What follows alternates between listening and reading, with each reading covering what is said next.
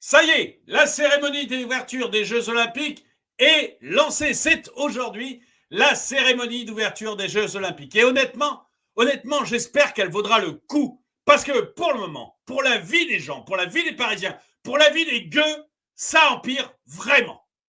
Bonjour et bienvenue dans cette nouvelle vidéo de DME en direct. Comme toujours, si vous n'êtes pas abonné, je vous suggère de le faire et de cliquer sur la cloche pour être prévenu lorsque je sors une nouvelle vidéo. Oui, pour la vie des gueux, ça empire vraiment et j'espère que cette cérémonie d'ouverture vaudra la peine d'être vue. Il y a quand même quelques doutes, vous verrez. Il y a quelques doutes. Mais j'espère qu'elle vaudra vraiment la peine de se déplacer. Enfin, je dis de se déplacer pour ceux qui vont réussir à se déplacer parce que ça va vraiment pas être le cas de tout le monde. Quand je dis que ça empire, c'est les conditions de vie, même de ceux qui habitent aux alentours, hein, même des Parisiens, des touristes qui n'en peuvent plus. Les touristes n'en peuvent plus de ces clôtures et de ces contrôles. Mais bref, pour tout le monde, c'est un enfer, sauf pour les riches qui pourront se payer une place à la cérémonie d'ouverture. Quoi que j'ai entendu dire, vous savez qu'au début, c'était 2500 €, puis c'est passé à 900 € parce qu'ils ne vendaient pas de place. Et j'ai entendu dire qu'ils avaient distribué un grand nombre de places gratuites aux copains, pas à vous, aux copains. Mais on a distribué des places gratuites aux copains parce que ça se vendait pas. Tout simplement parce que ça se vendait pas. C'est une rumeur, je n'en suis pas certain, mais voilà, la baisse de 2500 à 900, j'en suis certain, mais la rumeur selon laquelle on a distribué des places gratuites aux copains parce que ça se vendait pas, ça, j'en suis pas certain, je peux pas l'affirmer. Bon, mais vous allez voir que pour organiser la fête d'Emmanuel Macron et d'Anne Hidalgo, eh bien, on a déjà largement marché sur les gueux et on les a largement mis en cage. Je vais vous montrer 2-3 petits reportages. Alors, le premier reportage, 35 secondes, ça va être court, mais le premier reportage, on en a déjà parlé, c'est les cafés, c'est tous les commerçants qui pensaient gagner beaucoup d'argent avec les jeux, qui étaient contents, ça allait leur rapporter du fric, et en fait, ils ont rien. Ils ont rien, c'est une catastrophe. Les chiffres d'affaires s'effondrent. J'en ai parlé dans d'autres vidéos, les chiffres d'affaires, quand je dis s'effondrent, c'est moins 60%. C'est pas de la rigolade. C'est pas une petite baisse. Non, 60% en moins de chiffre d'affaires. Alors, je vous laisse regarder. Commerçants font grise mine ici. Nous sommes donc sur l'île Saint-Louis avec Simon Pires de Souza. Le quartier est totalement bouclé. Vous pouvez voir, nous sommes encerclés par tous ces grillages, ces barrières ici. C'est un restaurant qui est une institution sur l'île. Excusez-moi, mademoiselle, mais je vous coupe. Ça va être super agréable de prendre son café en terrasse, là. Hein. Ça donne envie, ça fait rêver. Vous dites, ah ouais, je vais acheter mon café, je ne sais pas combien il est sur l'île de la Cité, mais ça ne doit pas être donné. L'île de la Cité, pour ceux qui ne connaissent pas Paris, c'est vraiment le centre de Paris. C'est une petite île au milieu de la Seine, au centre de Paris. C'est tout petit, mais c'est superbe et c'est vraiment voilà, c'est vraiment très beau. Mais c'est aussi très cher, on va pas se mentir. Bon, mais alors, prendre son petit café à je ne sais pas combien il est, mais super cher à cet endroit-là, derrière une grille, ça fait rêver. Vous, vous doutez bien qu'il doit avoir beaucoup de clients. D'ailleurs, regardez, il est plein. Ce petit café, il est plein, regardez. Il y a une chaise sur deux de vide. Une table sur deux qui est vide, minimum. Hein. C'est un restaurant qui est une institution sur l'île et qui a dû réduire, diviser son équipe par deux en raison de ce manque de touristes, cette terrasse qui est habituellement bondée et qui est pratiquement vide alors qu'il est. Effectivement, donc ces commerçants qui sont mécontents car on leur avait promis monts et commerçants font... En fait, on leur a promis monts et merveilles. Je pense même qu'on a rajouté pas mal de taxes parce que la taxe foncière, c'est pas forcément les commerçants, mais la taxe foncière a augmenté de 60% l'année dernière à Paris. Hein, quand je pense qu'on propose la trésorière de Paris pour devenir première ministre de la France, ça fait rêver vu les capacités de la trésorière. Mais peu importe, on les a surtaxés. Non, vous allez voir les Jeux Olympiques, Pomme. ils se font massacrer. Bon, mais ça, les commerçants, j'en avais déjà parlé. Maintenant, il faut que je vous montre les Parisiens. Donc, ici, vous voyez où on est, là, je pense qu'on est au Louvre. Hein, comme ça, je dirais que c'est sous les Tuileries, sous les arcades des Tuileries, face au musée du Louvre, donc hypercentre de Paris. On est dans le 1er arrondissement. Je vous montre ce que pense cette Parisienne des JO de Paris. C'est la merde à Paris. C'est la merde à Paris. Je suis parisienne. Ah, c'est le bazar. Ouais. C'est un enfer. Franchement, je vais conseiller à aucun ami que je connais étranger de venir à Paris. Vraiment. C'est ce que je suis en train de dire. J'ai fuyé parce que là, c'est compliqué. Oui, c'est Berlin-Est et Berlin-Ouest. C'est ça, ils ont séparé les deux rives. Formidable. Je sais pas comment on va traverser. C'est la merde à Paris. Oui, c'est Berlin-Est et Berlin-Ouest. Ils ont séparé les deux rives. On ne peut rien faire. En principe, si je me rappelle bien, sous ces arcades, là, vous voyez où il y a la voiture de police. C'est pas des arcades, c'est le musée du Louvre. Hein. Si vous passez sous le porche là du musée du Louvre, vous vous retrouvez dans une rue qui est devant la pyramide du Louvre et vous accédez comme ça à la rive de la Seine et vous avez un pont juste derrière pour traverser la Seine. Il me semble qu'on est à cet endroit-là, vous voyez que ça a été fermé, qu'on a mis une estafette de police, impossible de passer. Bon, bah ça va être chouette, ça va être super chouette. Vous voyez, même les Parisiens n'en peuvent plus. Mais ça, c'est les gueux, vous comprenez? C'est les gueux. Ces gens-là, on s'en fout. C'est pas le gratin qui doit venir voir les JO. C'est pas eux qui payent 2 500 € pour avoir le droit de s'asseoir sur une chaise en plastique. Ça, c'est les gueux. Et vous allez voir que on va vraiment jusqu'au bout. C'est-à-dire que pour que Macron et pour qu'Anne Hidalgo aient leur fête et que ça leur plaise et que ce soit sympa, on va aller vraiment, mais vraiment au bout de ce que l'on peut faire pour enquiquiner les gens. Là encore, eh bien, on a tout simplement des gens qui ne peuvent pas aller voir le médecin. Ils ne peuvent même pas aller voir le médecin. Ils ont un rendez-vous médical. Non, c'est la fête de Macron. Vous n'allez quand même pas aller à votre rendez-vous médical. Rentrez chez vous, prenez 2 pastilles Valda, un petit chewing-gum, un café chaud, et ça ira bien. Je vous montre ça. C'est hallucinant. Moi, je trouve qu'on arrive dans un monde... Ça a démarré essentiellement samedi après-midi. Moi, je consulte toute la journée du samedi. À partir de 14h, les patients m'ont appelé pour me dire qu'on ne les laissait pas passer. Il y a un certain nombre de checkpoints qui sont tenus par les policiers tout autour du... Alors, moi, comme ça, samedi après-midi, c'est il y a une semaine. Excusez-moi, mais la cérémonie d'ouverture, c'est aujourd'hui, on est vendredi. Donc, c'est ce soir. Le checkpoint, c'est une semaine. Les gars, ils ne peuvent pas aller faire soigner une semaine avant la fête Macron-Hidalgo. Enfin, il y a un moment où on peut foutre la paix aux gens aussi. Du quartier pour sécuriser la zone, ce qu'on comprend évidemment tout à fait.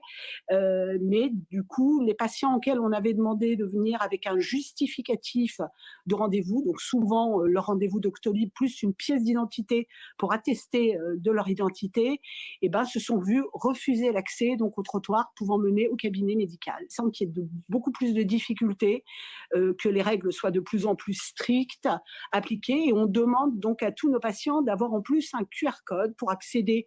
Je précise bien entendu que c'est de façon piétonne, en accès piéton à notre cabinet médical. On est dans un monde de frappadingue. Pour accéder chez le médecin une semaine avant les JO, vous devez avoir un QR code, plus une convocation médicale, plus une pièce d'identité, tout ça pour m'accéder à pied.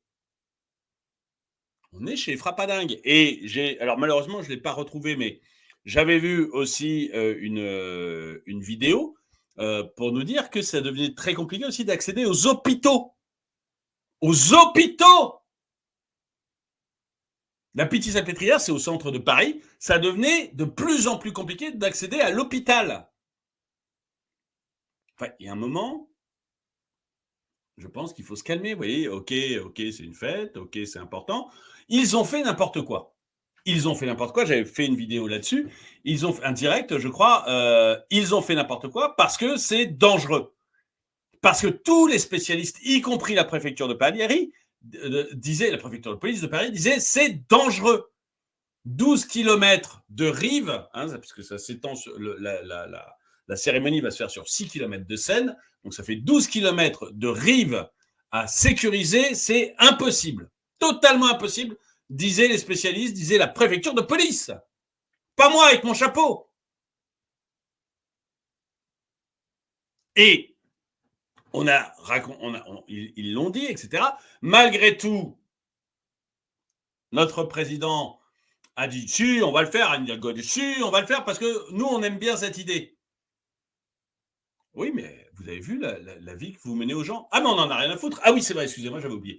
Non, mais ils en ont, mais rien à carrer, que des gens ne puissent pas accéder chez le médecin, ne puissent pas aller à l'hôpital, que les commerces ferment les uns après les autres, que les cafés, que les restaurants fassent 50% de chiffre d'affaires en moins. Ils n'en ont rien à foutre parce qu'eux, ils ne le voient pas. Parce que je vous assure que si Anne Hidalgo se foule la cheville, elle sera direct à l'hôpital et elle ne fera pas la cause d'urgence.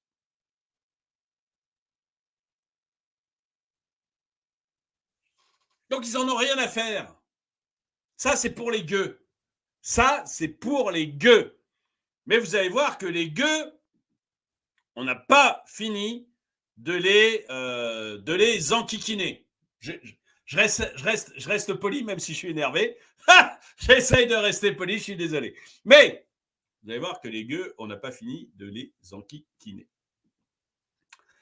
On conseille aux automobilistes de ne plus circuler après 10 heures et aux riverains de la cérémonie d'ouverture de rentrer chez eux avant 15 heures. Donc ça, c'est aujourd'hui. Donc vous n'avez pas le droit de circuler après 10 heures. Mais alors, c'est sur l'Île-de-France. C'est pas Paris-Centre. L'Île-de-France. À partir de 10 heures, arrêtez de prendre vos bagnoles. Ça va être efficace. Et alors, si vous êtes riverain, vous rentrez chez vous et que vous n'avez pas les moyens de vous payer une place à 900 € minimum le billet, si vous faites partie de la plèbe, rentrez chez vous. Allez, hop, on dégage le riverain. Tu n'as pas les moyens de te payer 900 €, 2500 €, je ne sais combien. C'est 9000 € pour être dans le carré VIP. Si tu n'as pas les moyens, tu dégages. On ne veut pas de pauvres parmi nous. Donc à 15 heures, tu dégages. T'es rentré chez toi. Regarde Hanouna à la télé. Ah bah non, on a interdit Hanouna. Non, bah non, alors pas Hanouna. Regarde autre chose à la télé. Regarde France 2. Tiens, ça va te faire des leçons. Écoute France Inter, ils vont te dire à quel point on est beau. Allez. Un vendredi 26 juillet, c'est une journée pour nous qui est très compliquée. Très compliquée parce qu'il y a tous les athlètes acheminés vers la zone d'embarquement de la parade. Donc, ils arrivent en bus. Et puis, il y a, comme vous le savez, la cérémonie d'ouverture. Il y a de nombreux chefs d'État et de gouvernement. Donc, il va y avoir un certain nombre de cortèges dans la capitale. Et puis, tous les gens qui se rendent à la cérémonie d'ouverture. Donc, en transport en commun, évidemment, de préférence. Donc, en matière de circulation, c'est le ministre des Transports qui a pris cette décision. La journée est classée noire. Et tant le ministère des Transports que le ministre de l'Intérieur, et donc le préfet de police sous son autorité, recommandons vivement aux automobilistes de ne pas circuler au-delà de 10 heures vendredi 26 juillet. Voilà, 10 heures du matin. 10 heures du matin. 10 heures du matin. Donc, voilà, 10 heures du matin, tout le monde est prié d'arrêter de prendre sa voiture en Île-de-France. S'il vous plaît. Voilà. Et pour compléter la réponse du ministre sur les personnes qui viennent à la cérémonie, pour que les contrôles soient les plus exhaustifs possibles. Donc, il y a un créneau horaire qui a rappelé le ministre, 15h30, 18h30. Et pour les riverains, vous posiez la question, madame, les riverains, on leur conseille de rentrer plutôt chez eux avant que les spectateurs arrivent, donc avant 15h de préférence. Parce que ça serait mieux, en fait, que nos invités, que les gens qui ont un peu d'argent à mettre, ils ne croisent pas les pauvres, ils ne croisent pas les gueux. Ça serait plus sympa. Comme ça, on ne leur montre pas la gueuserie de Paris, s'il vous plaît. Rentrez chez vous! Rentrez chez vous! Et si possible, y compris pour leurs invités, puisqu'ils peuvent avoir des invités. Donc voilà, on a prévenu, quand on distribue les pages jeux, on prévient le maximum de personnes. Et à la demande du ministre, j'ai envoyé un communiqué aujourd'hui pour rappeler cette règle. Donc on ne veut dans cette zone que des personnes qui sont soit des habitants, soit éventuellement des clients de restaurants, évidemment, pour ceux qui ont des réservations, ou des spectateurs de la parade. Voilà, il y aura un très haut niveau de sécurité. Donc, on a prévu des règles très strictes. Alors, on va voir, regardez un peu comment les gens réagissent sur Twitter à ces demandes, parce qu'il ne faut pas gêner les élites. Alors là, a priori, il y a tellement peu de monde que de nombreux tickets ont été distribués gratuitement. Ça, c'est la rumeur qui court. En fait, il y a très, très peu de monde. Et on voit bien, hein, dans les ventes de billets, j'avais fait une vidéo là-dessus aussi, dans les ventes de billets, il restait plus d'1 million de billets à vendre la semaine dernière. Il restait plus d'1 million, pas uniquement pour la cérémonie d'ouverture, hein, je parle pour l'ensemble des épreuves, plus d'1 million de billets à vendre la semaine dernière, vendredi de la semaine dernière, il y a une semaine exactement. Donc, il y a des véritables problèmes pour vendre les billets et ils ont énormément baissé les prix. Donc, la rumeur est peut-être fausse, mais elle est crédible. La rumeur est peut-être fausse, mais elle est crédible. Distribué à qui? Donc voilà, de nombreux tickets ont été distribués gratuitement. Distribué à qui? Aux domestiques obéissants de cette caste. C'est bien possible, avec un très joli Kim Jong-un en train de saluer ses valets.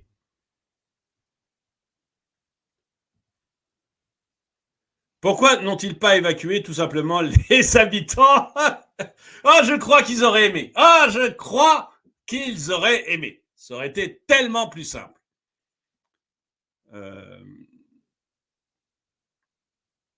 Et la population va-t-elle réagir, s'unir pour stopper ce délire? Ah, ça m'étonnerait beaucoup.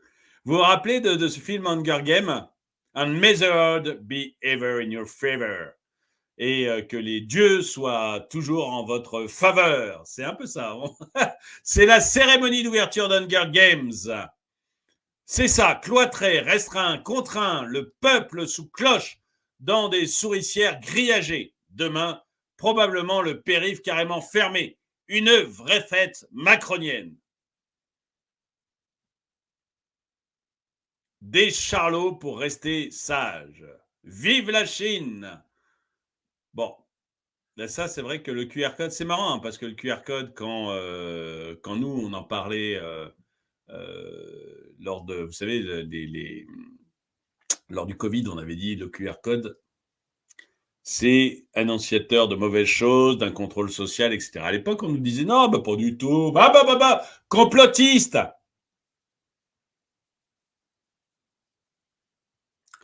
À peine 2 ou 3 ans après, vous vous retrouvez avec un QR code pour les JO. Et vous allez voir que maintenant, l'État a très bien compris comment ça marchait, ça a bien fonctionné, le peuple ne se rebelle pas, il est pour, il trouve ça merveilleux.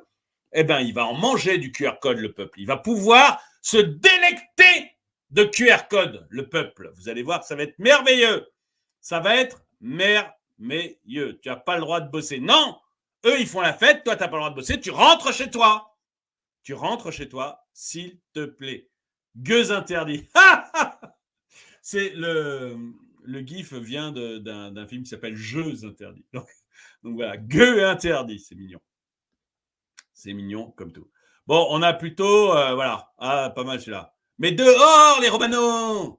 C'est vraiment ça. Dehors les Romanos! Oui, on en est vraiment là. Quand je vous disais que ça empire, voilà, c'est que plus ça va, plus on s'aperçoit des dégâts qui sont faits au nom des JO, au nom de la cérémonie d'ouverture, et des restrictions de liberté. Parce que là aussi, hein, quand on en parlait lors du Covid, Dieu sait que moi, c'est le truc qui m'avait le plus énervé sur le Covid, c'était les restrictions de liberté. Mais non, pas du tout. Attendez, vous vous baladez maintenant derrière des grilles. Vous avez la moitié de Paris, vous n'avez pas le droit de circuler depuis une semaine. Des patients ont du mal à aller voir leur médecin depuis une semaine. Que le jour des JO, à la limite, bon, ça m'énerve déjà, mais pourquoi pas, mais une semaine. Les commerçants sont à moitié ruinés, là. Ils ont perdu 50 à 60% de chiffre d'affaires. Tout ça pour une cérémonie d'ouverture ce soir. Pour que Macron et et Anne Hidalgo puisse faire les beaux. Ça me semble un peu exagéré. Alors, on espère tous que la cérémonie d'ouverture sera grandiose. On espère déjà tous qu'il n'y ait pas un accident lors de cette cérémonie d'ouverture. Je dis accident parce que la dernière fois, j'ai parlé des accidents qui pouvaient arriver et ma vidéo a été démonétisée par YouTube. Mais on va juste dire accident. On espère tous déjà qu'il n'y ait pas un accident. Parce que ce n'est pas sécurisable. Pas d'après moi, d'après la préfecture de police de Paris et d'après les experts. J'avais fait la vidéo. J'en ai parlé dans une vidéo. Donc, j'espère tous déjà qu'il n'y ait pas un accident. Mais en plus, on espère qu'elle sera très belle. Et je peux vous dire que c'est mal barré. Parce que regardez ce qui s'est passé pendant les répètes. Au lieu de répéter, les 150 danseurs de la cérémonie d'ouverture des JO ont refusé de participer à la dernière répétition et ont levé le poing en protestation contre des inégalités de traitement entre les artistes. Ils menacent toujours de faire grève. C'était il y a 4 jours. Bon, je pense que depuis, on a dû leur donner beaucoup de fric et ça a dû mieux se passer. Il ne doit plus y avoir de menace de faire grève. Mais regardez, voilà, au lieu de participer, de répéter normalement, ils sont là, point levé. Ils font leur petite révolution à 2 balles de privilégiés ou d'intermittents du spectacle. Voilà. Regardez ça. Voilà, c'est beau, c'est beau. Donc, on espère quand même qu'ils ont suffisamment répété et que ça va bien se passer, cette cérémonie d'ouverture des JO. Et mais très honnêtement, je le dis, j'espère que ça sera beau, j'espère que ça sera grand. Et j'aimerais bien savoir ce que vous en pensez. Est-ce que vous pariez sur la cérémonie d'ouverture? Est-ce que vous pensez qu'elle est belle? Si vous regardez cette vidéo samedi, est-ce qu'elle a valu le coup, cette cérémonie d'ouverture? Est-ce que vous l'avez trouvée belle? Est-ce que vous pensez, avec le recul, que ça valait la peine? Voilà, que ça valait la peine d'enfermer tous les Parisiens pendant une semaine, que je parle des Parisiens, des touristes, de tout le monde, que ça valait la peine de compliquer la vie des gens à ce point-là, pour cette cérémonie d'ouverture. Est-ce que ça vous a fait triper? Est-ce que vous avez trouvé merveilleuse? Dites-le moi dans les commentaires. Je vais vous montrer une cérémonie d'ouverture qui, pour moi, vaut vraiment la peine. C'est celle qui s'est passée il y a 100 ans. Je vais vous montrer la cérémonie d'ouverture d'il y a 100 ans. Alors, je ne suis pas sûr d'arriver à vous la montrer parce que c'est un passage des racines et des ailes et peut-être qu'il va y avoir une réclamation pour droit d'auteur. Dans ce cas, je vous mettrai le lien dans la description et vous pourrez regarder cette cérémonie d'ouverture d'il y a 100 ans en cliquant sur le lien que j'ai mis dans la description. Donc, je vais vous la passer dans une seconde. Hein. Je vous dis juste avant comme je ne sais pas si je ne vais pas devoir couper. Non, je vous la passe. Allez, je vous la passe tout de suite. On va voir. Et donc, si vous ne pouvez pas la voir, c'est que j'ai coupé. Et dans ce cas, vous l'avez en dessous dans la description de la vidéo.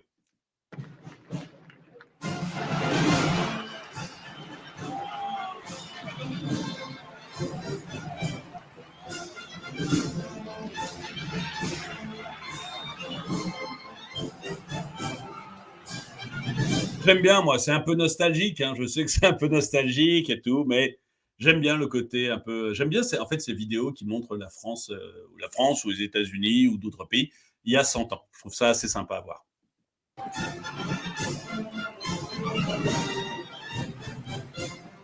Le stade de Colombes est plein à craquer. 40 000 personnes assistent à la cérémonie d'ouverture. Sous les yeux de Parisiens ébahis, c'est le monde entier qui défile. Seule l'Allemagne, pays encore au banc des nations après le premier conflit mondial, n'a pas été invitée. Les 318 athlètes de la délégation française sont acclamés par un stade en liesse. Les sportifs saluent la foule bras tendus, selon les règles de l'olympisme. Une tradition venue de la Rome antique, qui ne sera abandonnée qu'en 1940. Pour des raisons évidentes.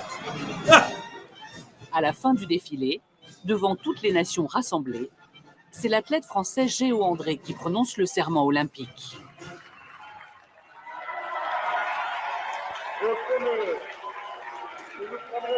ces Jeux Olympiques, en respectant les règles d'idéologie.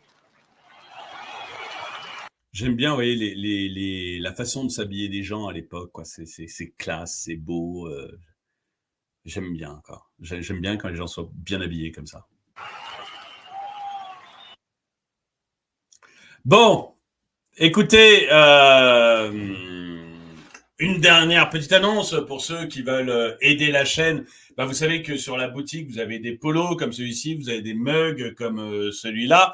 Vous avez en fait 89 produits différents. Donc, vous avez des t-shirts, des magnets, des autocollants, des casquettes, des bonnets, des bobs, il y a même des bavoirs pour bébés. Enfin, il y a vraiment beaucoup de produits avec différents logos. Ça aide beaucoup la chaîne lorsque vous faites vos emplettes sur la boutique. Et moi, je préfère ça à vous donner un Tipeee. Donc, écoutez, voilà. Si vous avez des petites choses à acheter, pensez à aller sur la boutique de la chaîne et vous trouverez vraiment absolument tous les prix. Ça commence de l'autocollant vraiment pas cher jusqu'à des produits voilà, un peu plus très élaborés.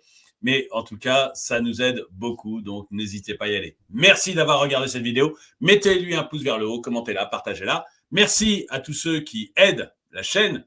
Et moi, je vous dis à très bientôt.